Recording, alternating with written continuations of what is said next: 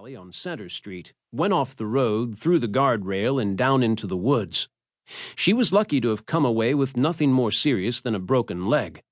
Before a tow truck could hoist the shattered vehicle out of the woods, the county sent some guys down there to cut away a few of the bigger trees. It had been a fiasco. "I don't know," I said, "but they've got the road closed for a reason." "No chance another car went down," Peter said. "I mean, 2 in 1 week?" "I don't see any new skid marks or tire tracks," I said. "Check your underwear," Peter said, smirking. He was the oldest by just a few months, though the extra weight he carried afforded him a youthful, almost cherubic look. His pale green eyes were almost always alert, their color and intensity complemented by a shock of unruly red hair he kept too long in the back.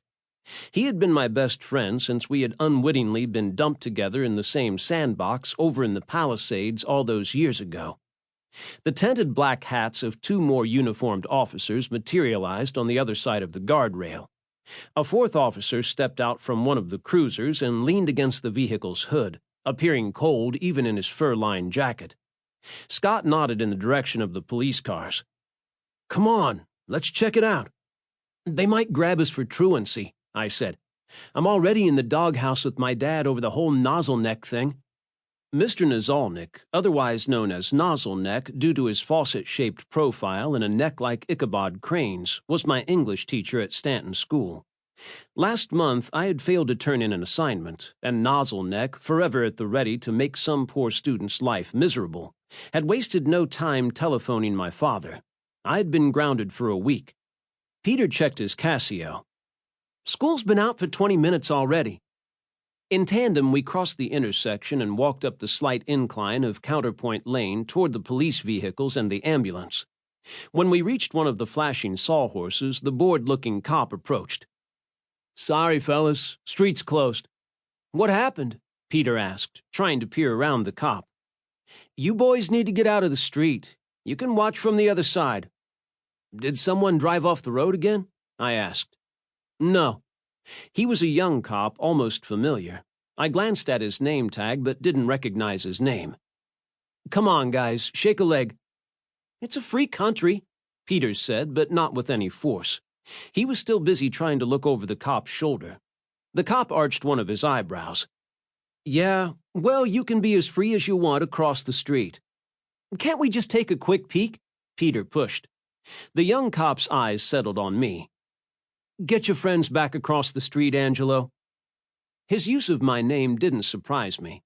My father was a detective with the Harting Farms police department. Policemen frequently recognized me, even if I hadn't met them before.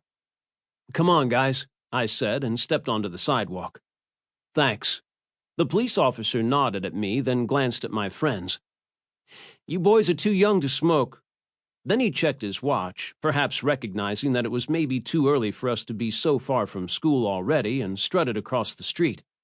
There was an increasing commotion over there now, although most of it was on the other side of the busted guardrail and farther down the embankment.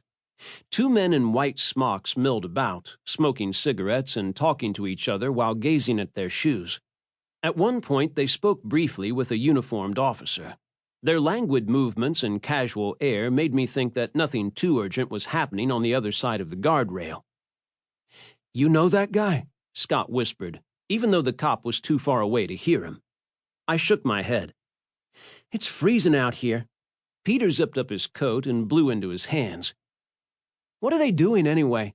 What's going on over there?" I shrugged.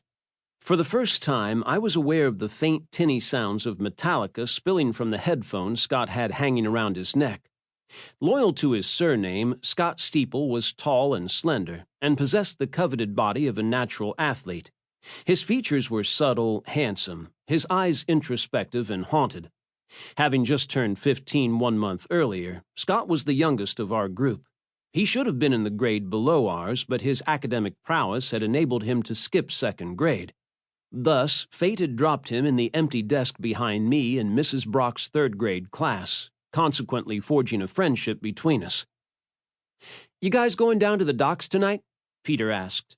He was pacing, his hands in his pockets, sometimes pausing to balance on one foot, while the other hovered half an inch off the ground.